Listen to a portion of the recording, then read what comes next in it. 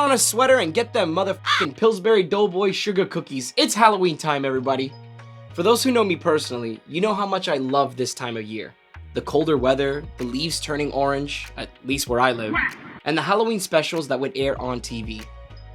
I love me some scary movies, but there is one movie that is an absolute necessity for me to watch, even just a little bit of it, every Halloween, and that is Scary Godmother's Halloween Spooktacular. Never heard of it? Well, Scary Godmother's Halloween Spooktacular is based on the book/comic book series created by Jill Thompson in 1997. Jill graduated from the American Academy of Art in Chicago with a degree in illustrations and watercolor. You could see how that skill is showcased in the designs in her book. Well, before the book was even made, she wanted to create an original story dedicated to her first niece, who she wanted to be the godmother. Jill was said to be a person who was rocking black leather jackets and other alternative clothing, that one day she must have been like, wait a minute, fairy godmother?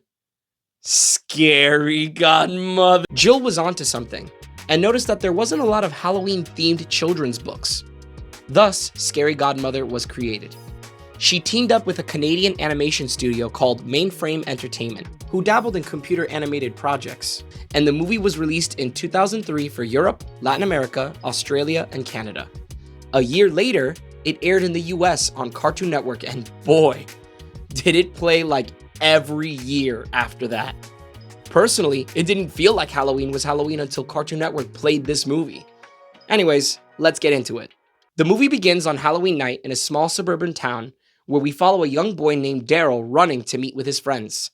His friend Katie is dressed like a cat, and his friend Bert is... I'm a baseball player in his SUV. Well, that's creative. Then we meet his last friend, Jimmy, who is the devil and was forced to bring his little cousin, our main protagonist, Hannah. That's a child! Hannah, being the youngest of them all, is afraid of monsters and anything that is a little bit too spooky for her. Jimmy decides the best way to secure more candy is to scare Hannah so bad that she'd want to be taken home so that he and his friends can go trick-or-treating as big kids. They fool Hannah into thinking she needs to throw candy down into the basement of an abandoned house so that the monster that lives down there can be satisfied and not rise up to eat children on Halloween night. Before Hannah could leave, they slam the door on her. Filled with so much fear, Hannah slowly falls to the floor and begins to cry. Suddenly, a glowing witch hat begins to appear, and out pops Scary Godmother. You mean you came because I was scared? Sure, I came because you needed me. Gee, I wish my Scary Godmother was there for me when I went on that Bug's Life ride at Animal Kingdom. When Hopper sends out all those giant spiders from the sky, little me thought I was gonna fucking die. Scary Godmother tells her not to fear monsters and that she's actually going to have a party with a few of them and would like to introduce her to them. Meanwhile, the big kids start to wonder why they don't hear Hannah anymore. Oh my fucking god, she fucking dead. Hannah is now taken to the Fright Side, which is, I'm gonna guess another dimension? To be honest, I don't even know, but they fly through a pretty badass jack-o'-lantern shaped cloud to get there. Scary Godmother begins to look for her her broommate, since this particular roommate sleeps in the broom closet. This is when Hannah gets introduced to her first monster at the party. Oh my, Scary Godmother! Sorry to be so late, but I just had to get these old bones bleached for the party. Now, I know what you're all thinking. This character sounds fucking awesome. Honestly, Scully is the punniest, most wholesome, and most sarcastic character in the series, and gives us skeletons a good name. With the use of magic, Scary Godmother decorates for their party, and we return to the big kids who are sitting around bored and trading candy. Oh, and Miss Shoeless Joe for 3 kisses. Wait, I don't have any kisses. Oh! Back on the Fright Side, the doorbell rings and we meet our second guest, Harry the werewolf. What can I say about Harry? Well, he's fucking awful. In fact, I don't even know why they invite him to their parties because Harry is selfish, lazy, insensitive, and a very messy guest. No, down boy! Last year you devastated the entire buffet before the other guests even arrived. How dare you, sir? Harry mistakes Hannah for an actress in his favorite Skelevision show, and Scary Godmother shuts him up by feeding him a peanut butter and jelly cracker. The doorbell rings again, and we meet a family of vampires who come from royalty. There's Count Maxwell, aka Max, his wife Ruby, and their son Orson. They stand at the doorway and they talk to Scary Godmother and accept her offer for refreshments, but don't enter the house until they get invited. Why are they just standing there? Oh no, that's right. Vampires can't enter a house unless you invite them in. I mean, I think most people are invited through implication when invited to a house party. Otherwise, that's just breaking and entering. They invite them in and she tells them to help themselves to the food they have on display.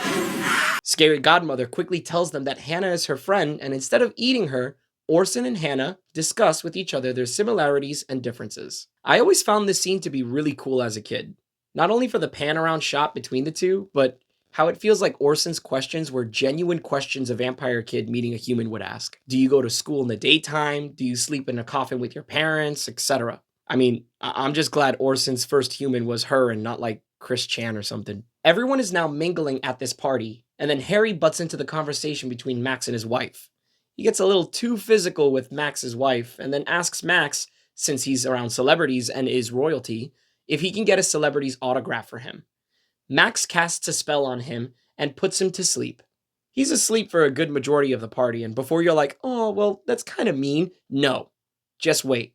There's a good reason for this. It seems like everyone is here, but there is one more guest who hasn't shown up, and that is Scary Godmother's other roommate who lives in the basement, Bugaboo. Hannah loses it because he's the scariest looking of all the guests who have arrived. It's okay, Hannah. Take a deep breath. What can I say about Bugaboo?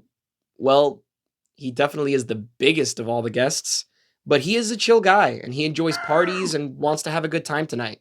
He honestly sounds like what a blue-collar job monster would sound like if he arrived late because he was on his shift. Bugaboo chases Hannah trying to explain himself, but Hannah runs around the house to get away from him. Hannah finds her flashlight and shines it in his face because her parents told her monsters are afraid of the light. What are you, a coal miner? Scary Godmother quickly formulates a lie that only certain kinds of monsters are scared of flashlights, and Bugaboo isn't one of them. Hannah doesn't care and says that he shouldn't be invited to the party because of how scary she finds him. Wow, Hannah.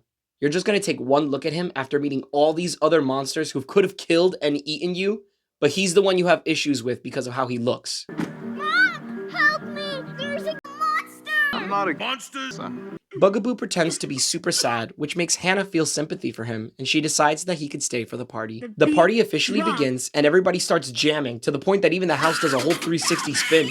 Back in the real world, the big kids have officially missed Halloween, waiting for Hannah to come out of the house, and are upset at Jimmy, because instead of getting double the candy, they got none. The kids then vote to decide who should be the new leader of their gang, and whether they should go in to get Hannah. After voting, Daryl points out that everyone each got one vote to be leader, and then they pull a 2020 elections. I demand a recount. That's one vote for everyone. Recount! That's one vote for everyone. Recount! Back on the Fright Side, Count Max accidentally wakes up Harry after being a boomer and complaining about women's clothing showing too much ankle. Harry immediately begins to eat all the main courses and leaves none for the rest of the guests. Scary Godmother and her roommates quickly come up with the idea to order pizza for the party, and that seems to be okay with everyone. Well, almost everyone. Now, who wants garlic? What are you, a maniac? Are you trying to poison my family? We're all a little allergic to garlic, Harry. Good. Everyone shares what they want on their pie, and Hannah and Bugaboo bond over the realization that they both love olives on their pizza slices. The pizzas arrive, and Scary Godmother is shocked because instead of ordering enough pies for the guests at the party, Harry ordered f***ing 12 extra large pies, with each pie being a different topping. But wait, it gets better. When it comes time to pay for the pizzas, Harry doesn't have any money to help pay for the pies that he ordered. The gang managed to scrape up enough money by checking Bugaboo's fur because he's under kids' beds most of the time. Before Harry could sneak out with the pies to eat them, Scary Godmother lets him know that he isn't getting away that easily. Harry is now in debt to her and will be assisting her with all the chores that she has around the house, and assumes that he won't be cleaned of this debt until next year. The rest of the guests all enjoy their slices, and Orson even offers some of his blood pizza slice. It's dope to know that even if I were to become a vampire, pizza is still something that I can sort of enjoy. Hannah then remembers to give Bugaboo candy because of the lie the big kids told her. The monsters all laugh at the rumor the big kids created, and Scary Godmother comes up with an idea to get back at them for scaring Hannah half to death. Back in the real world, the kids toughen up and enter the abandoned house to find Orson standing alone. What are you doing here? I'm Orson. I'm a vampire. That's what good pussy sounds like. Orson toys with them about the whereabouts of Hannah, and Jimmy doubts his authenticity of being a vampire. Orson warns him that he's going to tell his parents, and Jimmy calls his bluff. Suddenly, Count Max and Ruby slam the door and threaten to eat the children, causing them to freak out so hard they grow eyeballs instead of their usual pupils. They try to turn on a lampshade when... Click, click, click. Oh, Scully, how can I ever find you scary? Oh my god, musical theater! Ah! The kids bump into Harry, who gives off such a shitty performance. Oh yes, howl, howl, aren't I frightful? Rend, tear, fold, mutilate. This guy literally can't do anything right, I swear. But then he notices that Daryl looks like a piece of candy and goes feral. Oh my god, somebody stop him. He might actually tear that kid apart. Scary Godmother lures them to the basement where they're all left with Bugaboo. But then Hannah comes and saves the day with her flashlight. Each monster pretends to be killed by Hannah, and before they can make their escape, they're stopped by... It's too much for me and my pity soul. The light burns. It burns worse than the worst burn ever. Oh, mercy me. Is this the end of poor Harry? It seems so. Goodbye, mother. I can see a long tunnel with a bright light. I move towards the light. Oh my god, just fucking die already. The kids all leave and Hannah thanks them for a great time. Scary Godmother gives Hannah a key to use on any door so she can visit them all again. The monsters all begin to stand up and laugh at the prank they did, only to be interrupted by none other than... So, I can do it better. Any pizza left? Get them, motherfucker. I built up quite an appetite. It's not easy scaring people, you know. Oh, no, please don't come any closer. And that's Scary Godmother, a movie that low-key still holds a place in my heart after all these years. At the time of this recording, it marks 20 years since it aired in the United States, and Jill Thompson still creates art and merchandise of these characters on her webpage. Hell, I just found out that there is a screening of the movie with a Q&A at the Davis Theater in Chicago this October 30th. So if any of you are watching from Chicago, please go check that out for me. If you can't, I left a link in the description to watch the 47-minute movie below. I really appreciate that you watched this far into the video. Thank you for that. If you would like to watch me talk about other spooky things and even play some horror VR games, you should subscribe to the channel and give this video a like. Leave a comment below if you've enjoyed this movie and or your favorite Halloween costume from when you were a kid. Mine was this Dementor from Harry Potter. I felt so f***ing cool in that costume. I'd like to leave off wishing you all a very spooky fall season. Till next time.